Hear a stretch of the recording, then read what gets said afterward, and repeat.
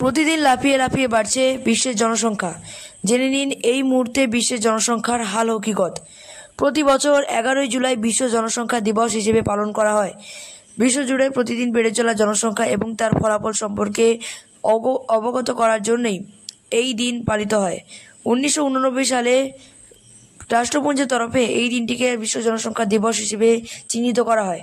1987 সালে 11ই জুলাই বিশ্বের জনসংখ্যা পৌঁছয় 5 বিলিয়ন বা 500 কোটি। সেই উপলক্ষে দিনটিকে বিশ্ব জনসংখ্যা দিবস হিসেবে চিহ্নিত করা হয়।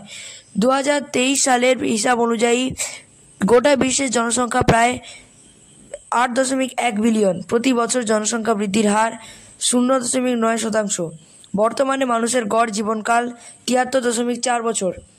বিশ্বের মোট জনসংখ্যার 57% মানুষ শহরাঞ্চলে বাস করে।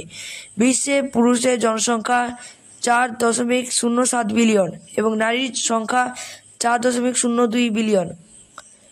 পুরুষের তুলনায় নারীদের গড় জীবনকাল বেশি হয়। একজন পুরুষের গড় আয়ু 71 বছর, একজন নারীর গড় আয়ু হলো 76 বছর।